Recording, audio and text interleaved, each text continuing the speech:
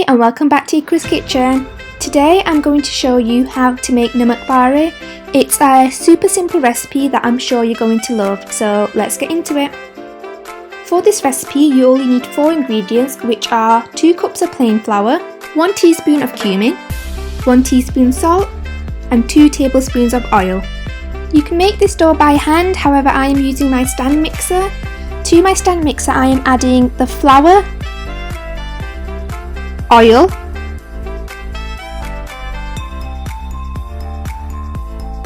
and I am going to mix that for 2 minutes.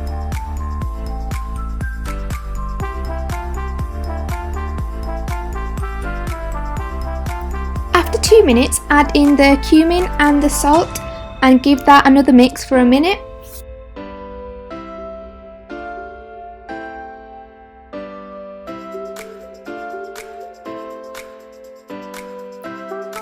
And then add roughly 150 milliliters of water. Add your water in slowly until you start seeing that the dough is being formed. Some flour absorbs water differently, so you just need to keep a good eye on it until a dough is formed.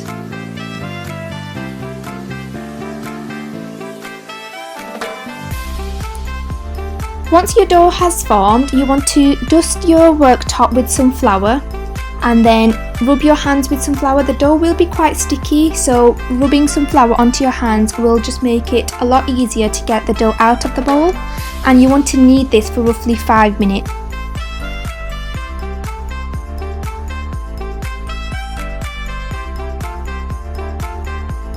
After 5 minutes of kneading, the dough should be nice and soft.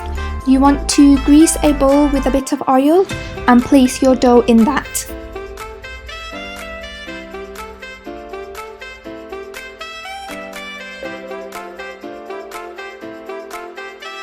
You want to cover your dough for at least 20 minutes, so cover it with a tea towel and let that rest. After 20 minutes you want to remove the dough out of the bowl and you want to dust your work surface once again with some flour. Like I said before, the dough is quite sticky, so that flour will only help us when we are rolling it. Now you want to cut your dough into 4 smaller pieces.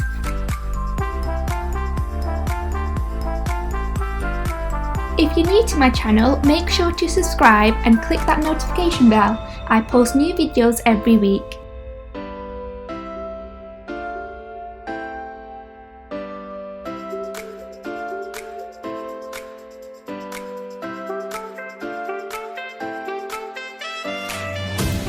Now we are going to roll our dough. The key to crispy Namak Paray is the thickness of the dough. If it's too thick, they won't have a good crunch to it, so the thinner the better. Again, using a lot of flour onto the work surface, as we don't want the dough to stick to the work surface.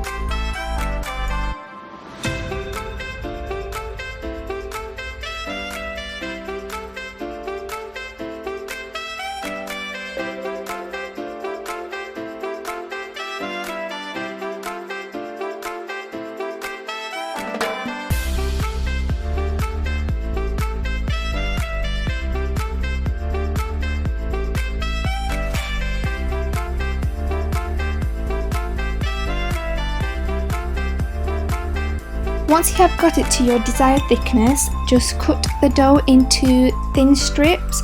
I am using a pizza cutter, it just makes it a lot easier. You can use a knife if you want, however you just want to make thin strips all the way down.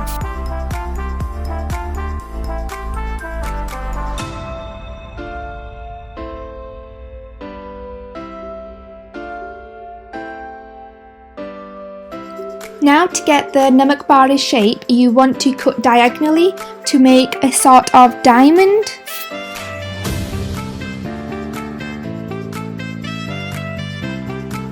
Once you have cut your dough into the shapes, you want to dust a plate with a lot of flour and start placing the dough onto that plate. However, once you've done one layer, dust another handful of flour on top of that first layer and then add some more.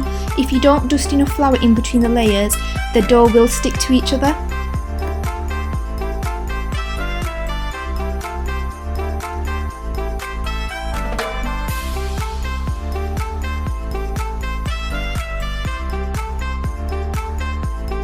In a pan we are going to deep fry our Namak Paray, so I've got roughly 2 cups of oil that is on a low heat.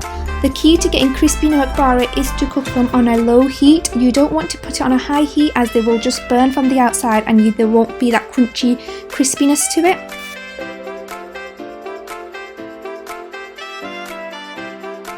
You want to deep fry these for roughly 5 minutes on a low heat to make sure that they brown evenly.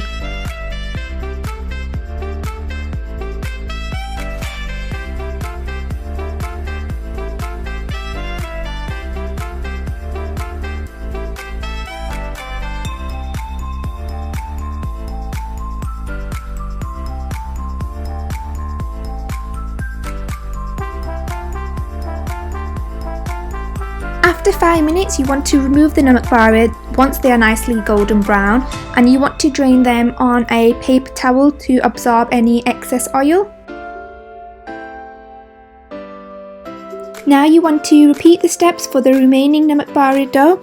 A technique I found better was to grab a small handful and gently place that into the oil. The dough pieces would get twisted and this technique gave it more of an authentic look.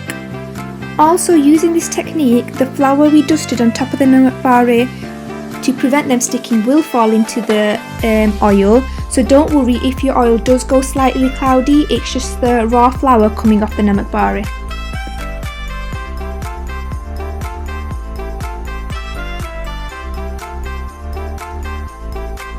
And that's all done. Super simple recipe and it only takes 4 ingredients. They are an amazing savoury snack that are crunchy and crispy that I'm sure you're going to love. They are super crispy and you just can't stop eating them. You won't be buying shop-bought ones once you've made and ate these. I hope you enjoyed the video. Make sure you like, comment and subscribe and comment below recipes you would like to see. Thank you for all the recreations you've been sending me on Instagram. I love to see you guys recreate my recipes, and once again thanks for all the support. Thank you for watching.